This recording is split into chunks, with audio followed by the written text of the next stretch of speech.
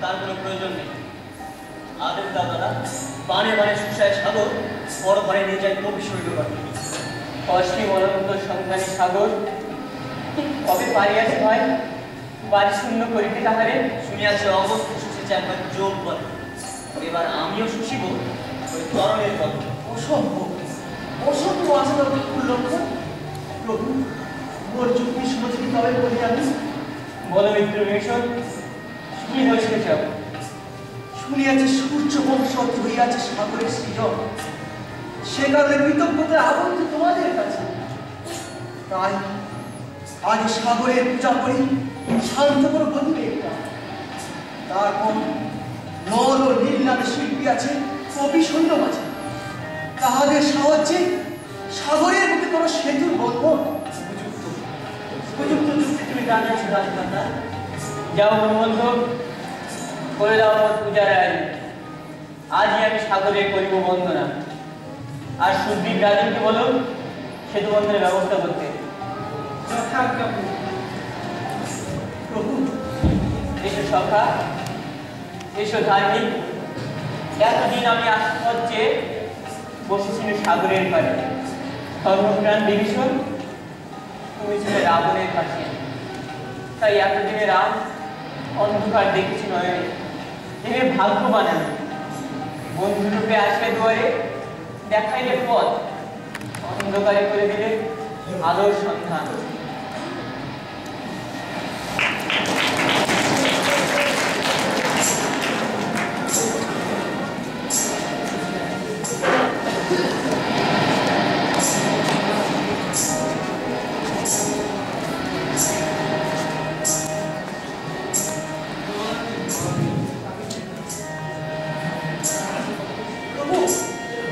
এই স্থানটি সমুদ্রের সবচেয়ে সংকীর্ণ স্থান। এখানেই সেতু বন্ধ করতে হবে। উত্তম, তাহলে এখানে সেতু বন্ধের ব্যবস্থা কর। ভারতী নবনীকে সেতু বন্ধনের দায়িত্ব দাও। রামচন্দ্র নাম রামচন্দ্র নাম রামচন্দ্র নাম রামচন্দ্র নাম সাগর সিন্ধু ভগবান রামচন্দ্র নাম সাগর সিন্ধু ভগবান রামচন্দ্র রঘুনায়ক সুখদায়ক শ্রীরামচন্দ্র রঘুনায়ক সুখদায়ক শ্রীরামচন্দ্র নাম ভগবান সিন্ধু ভগবান রামচন্দ্র ভগবান সিন্ধু ভগবান রামচন্দ্র নাম রামচন্দ্র নাম রামচন্দ্র নাম রামচন্দ্র নাম ঘোর সবরি গাহিয়া কাজ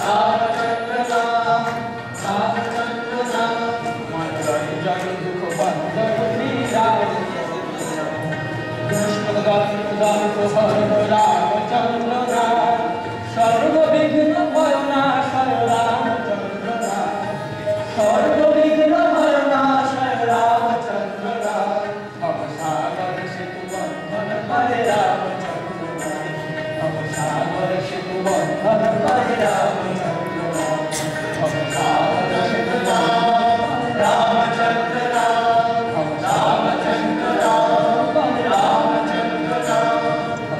রামচন্দ্র নাথ, রামচন্দ্র নাথ।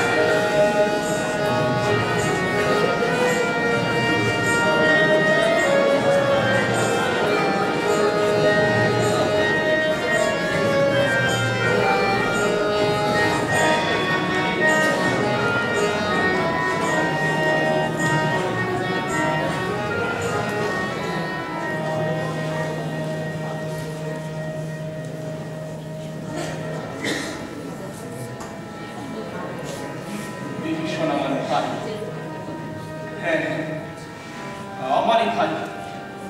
লোকে বলে আমি তার প্রতি অন্যায় করেছি। না না, আমি কোনো অন্যায় করিনি। সেই তো রাম ভক্তির বীজ লঙ্কায় বপন করেছি।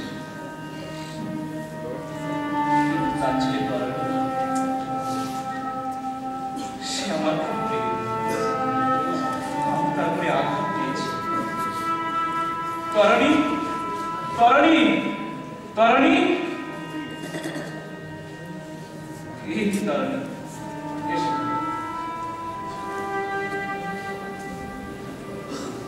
বসো।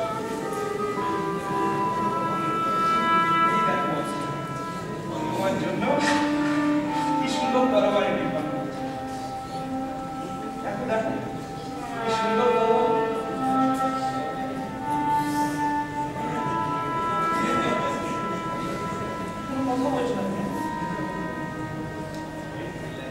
কি হয়েছে? এই তরবারি তোমার মনে হচ্ছে না?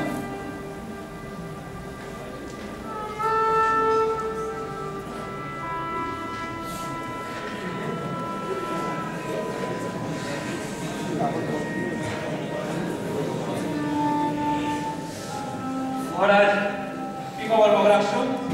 তোমাকে খুব উদ্বিগ্ন মনে হচ্ছে। রামচন্দ্র বানর সৈন্য নিয়ে লঙ্কায় উপস্থিত হয়েছে। তার সাগর পার হলো কি করে? পাথর দিয়ে সেতু তৈরি করে রাতের অন্ধকারে তারা লঙ্কায় উপস্থিত হয়েছে। পাথর ফেলে সেতু তৈরি করলো। কিছু আমি ভাবতে পারছি না, এ কি করে সম্ভব হলো? এই তো সোজা কথা বাবাজি। এই সবই ওই বিভীষণের বুদ্ধি। সেই সেই রাম লক্ষণকে শিখিয়ে দিয়েছে কিভাবে সাগর পার হতে হয়। বিভীষণ, বিভীষণ, বিভীষণ এক সময় যে ছিল আমার প্রাণীর অর্থে। সে আজ তোমার সবচেয়ে বড় শক্তি। সামান্য নর বানরের এত শক্তি।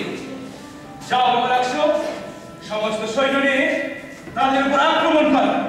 তাদের দেহ কেটে ছিন্ন ভিন্ন করে সমুদ্রে জলে ভাসিয়ে দাও। আর আফ্রিকাকে নির্দেশ দাও সে যেন বিভীষণকে বন্দী করে নিয়ে আসে। যথার্থ মহারাজ। রামচন্দ্র, রামচন্দ্র দেখি কত শক্তি ধরে সেই ভিখারি মানব।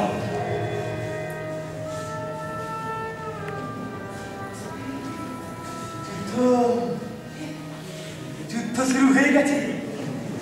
লঙ্কায় লঙ্কায় মোড়া কান্না শুরু হয়ে গেছে। আর আমার দম ফেটে হাসি বেরিয়ে আসছে।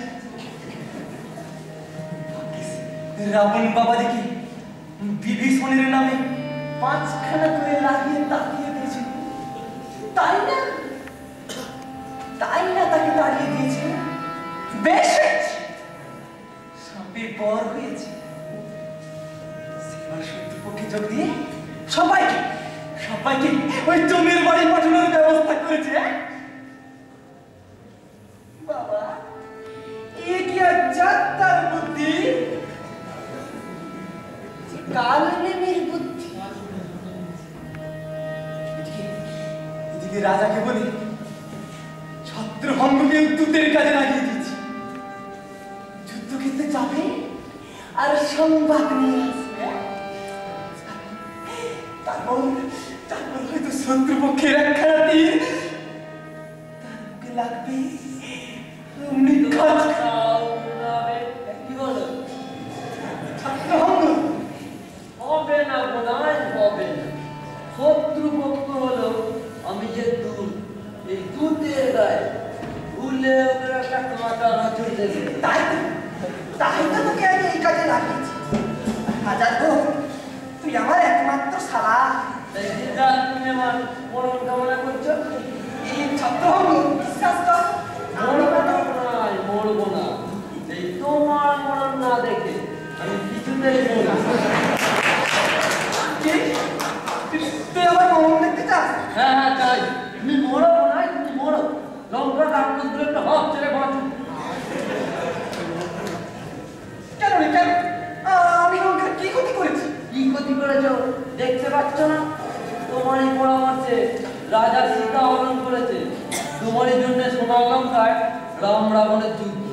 এরপরে তুমি জানতে চাও তুমি কি ক্ষতি করেছ? এই ছত্রভঙ্গ আমি মানে এখনো সময় আছে নাই। সীতাকে ফিরিয়ে দেওয়ার জন্য রাজাকে যুক্তি দাও, যে সঙ্গে লঙ্কাকে বাঁচাও, তাহলে সর্বনাশ হয়ে যাবে বোনাই, সর্বনাশ হয়ে যাবে। ছত্রভঙ্গ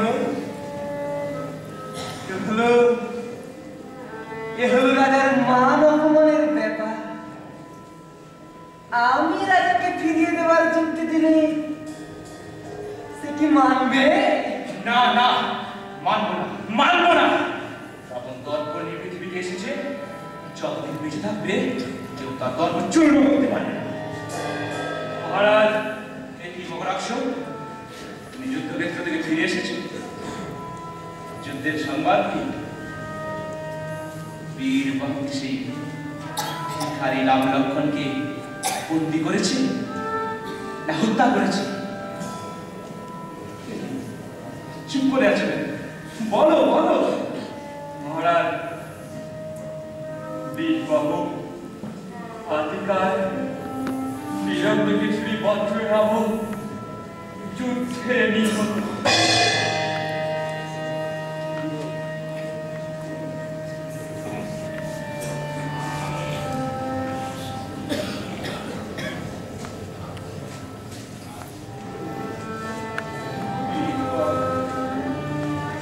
বজ্রনাভ আতিকায় নিহত। কি কখনো সম্ভব? দেবদত্ত নরদাস বীরবাহু মহাবলী আতিকা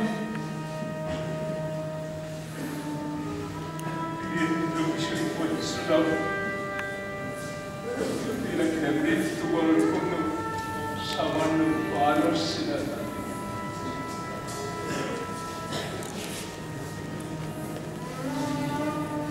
তবে কি কোনো লঙ্কা এবার সত্যি ধ্বংস হতে চলেছে? না না, তা কিছুতেই হতে পারে না। মহারাজ, সারা থেকে নির্দেশ দাও রথ প্রস্তুত করতে। আমি নিজে যুদ্ধে যাব। যথার্থ মহারাজ। শান্ত হও বাবাজি, শান্ত হও। এখনো তো ইন্দ্রজিৎ আছেন, তাছাড়া তরণী আছে। না না মাত্র তরণীর কথা থাক, ও বালক। আমি বরং ইন্দ্রজিৎকে সেনাপতি করে পাঠাবো। বাবাজি, কি মাতুল, অসময়ে কার দুর্যোধনী মাতুল? আমি এখন লিখেছি। মহারাজ, কি সংবাদ দূত?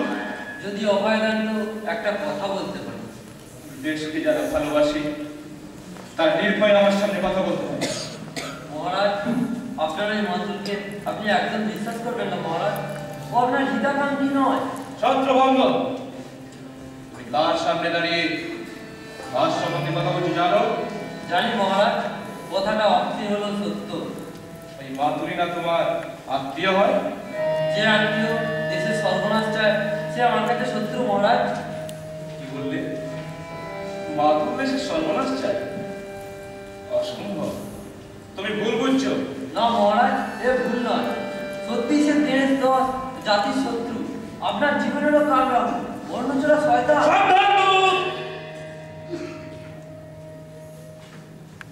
মাতুর উচ্চ পদস্থ রাজ কর্মচারী দ্বিতীয়বার তার সম্বন্ধে আমায় মিথ্যে বলে উত্তেজিত করার চেষ্টা করে। যাও। যথার্থ মহারাজ। এসেছে বাবাজি, এসেছে। রাম লক্ষণ তো চাই, আরে মোরা বাপকে পর্যন্ত বেঁধে যুদ্ধে এসেছে। কে এসেছে? এইমাত্র মলয় পর্বত থেকে ইন্দ্রজিৎ হয়ে এসেছে। ইন্দ্রজিৎ এসেছে? ইন্দ্রজিৎ? তবে আর বলছি কি, মা শ্মশানকালী ছড়ি ছড়ি মা চামুন্ডা মুখ তুলে চেয়েছে যুদ্ধে আমাদের জয় হবে।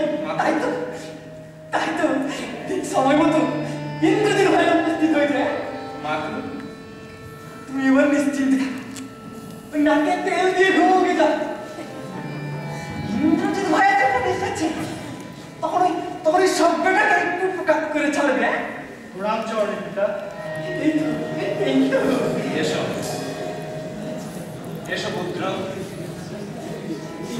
লঙ্কার দুর্দশার কথা তুমি কি শুনেছো কিছু? জননীর মুখে কিছু কিছু শুনিয়াছি, কিন্তু কিন্তু কি সত্য পিতা? আতিকায় বীরবাহ বীরেন্দ্র কিশোরী বজ্রনাভ ভিখারি মানব শ্রী রাম লক্ষণের হাতে হয়েছিল। সত্য সত্য শুনিয়াছো তুমি? সত্য, কিন্তু কোথা হতে পেল এত শক্তিটা? কেমন হইল সম্ভব? অজ বীরগণে করিতে নিধন। শক্তি বলতে ওই হনুমান বেটা ছাড়া আর কারণ নেই ভাই। সবই হলো ওই বিভীষণের বুদ্ধি। সে কি ক্ষুণ্ণতা তো রাজদ্রোহী ক্ষুণ্ণতা তো তাই পদাঘাতে বিতাড়িত করিয়াছে তাকে। ক্ষুণ্ণতা তো রাজদ্রোহী। এখন শুধু রাজদ্রোহী না, ঘর শত্রু। শত্রু, ঘর শত্রু বিভীষণ তাই যোগ দিয়া সেই ভিখারির সাথে দেখাইছে পথ। তারই কৌশলেতে মরে যত পিতা, আগে কেন দাম নাই সমাচার মরে? তাহলে তো ভাতৃগণ মরে রবিত না অকাল মরণ। তোমাতেও শুইতে হতো না খুব পুত্র সজ্জা। পারিবি পুত্র? পুত্র শোকের জ্বালা নিভে দিতে? নিশ্চয়ই পারিব পিতা। দেখিয়াছে তারা অধিকার বীরবাহু বজ্রনাভ বীরে, কিন্তু জানে না কোথায় লঙ্কেশ্বর জ্যেষ্ঠ পুত্র বীর ইন্দ্রজিৎ এখনো রয়েছে জীবিত। আশীর্বাদে তব মুহূর্তে পাঠাবো সবে সমন।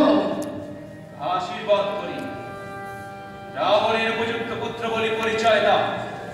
যাও হে মাতুর, দাম আমার নির্ঘোষে জানাও সকলে কাল রানী সেনাপতি বীর ইন্দ্রজিৎ।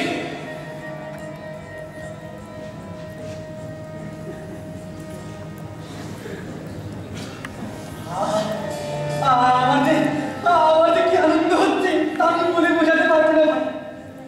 তুমি একটু তেড়ে ফুড়ে যুদ্ধ করো। দেখো যুদ্ধের জয় না হওয়া পর্যন্ত তুমি ফিরে এসো না। আর কোনো ভয় নেই। এইবার সেই রাম লক্ষণের আয়ু শেষ। শুধু নহে রাম মিশনের হবে চরম লঙ্কেশ্বর পুত্র আমি বীর ইন্দ্রজিৎ বিয়ে গন্তরাজ হতে যুদ্ধ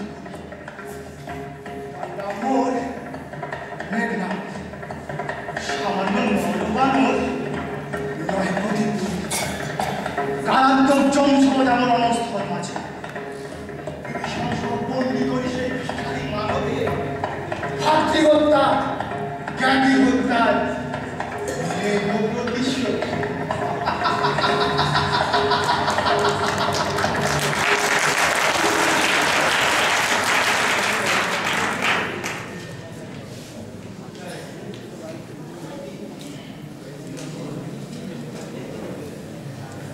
এটাও মরবে, মরুন।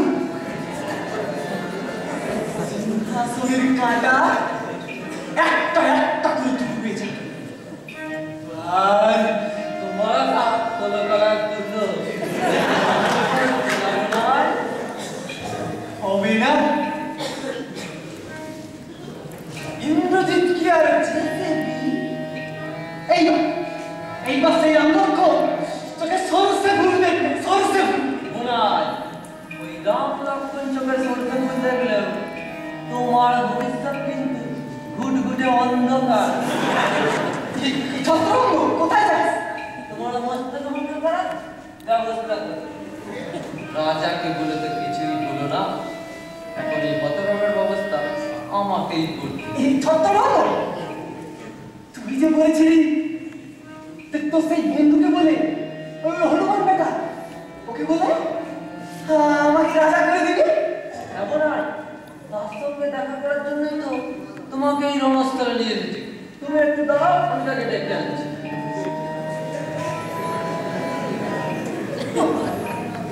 একটা আস্ত গাধা। দেখো দেখি, দেখো দেখি ছোটটার কাণ্ড দেখো দেখি। কখন একখানা তীর এসে আমার মুখে লেগে যায়, অমনি আমার আর রাজা হওয়া হবে না।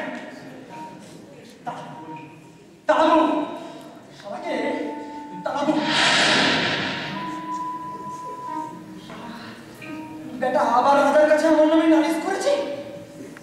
না না, এর আমি শেষ থেকে ছাড়বো, শেষ।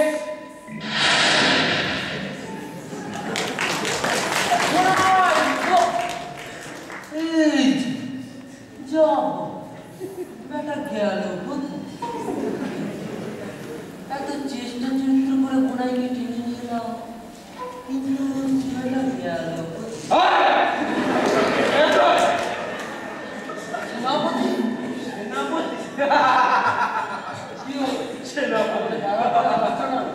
কথাটা গায়ে লাগলো না বুঝছেন? কেন গায়ে লাগবে না? কেন ভুল মনে মার্কাট কি বলছি?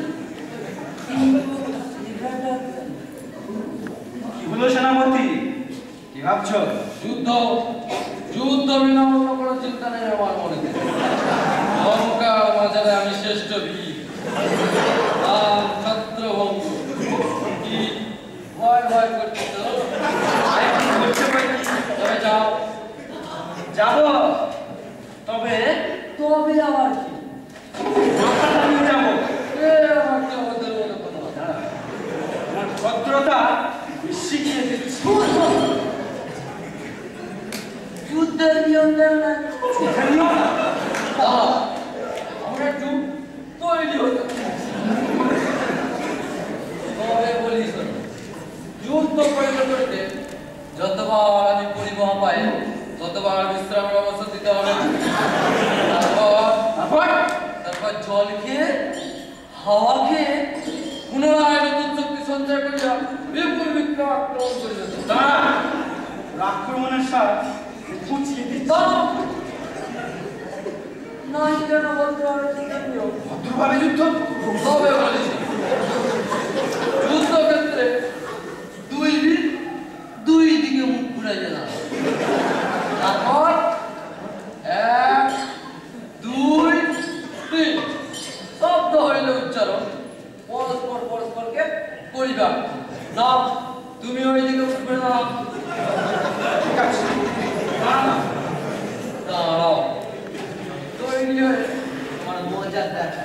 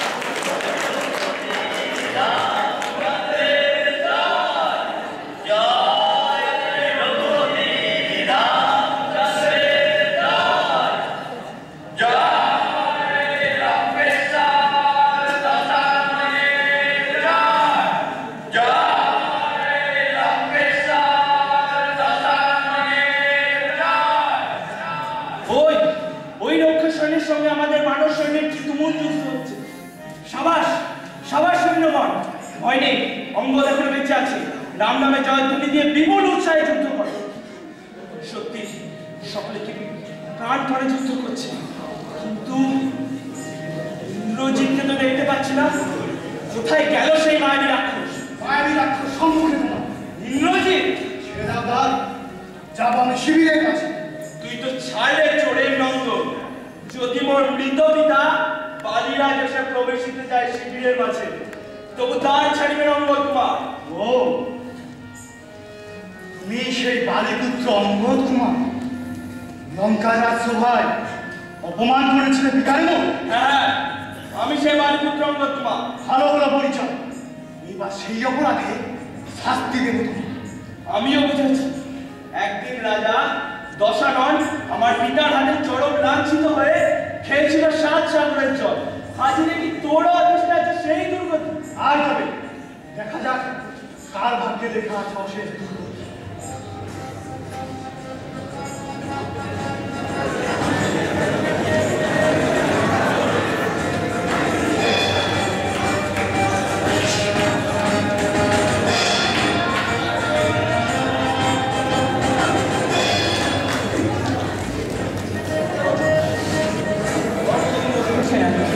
শেষ নাই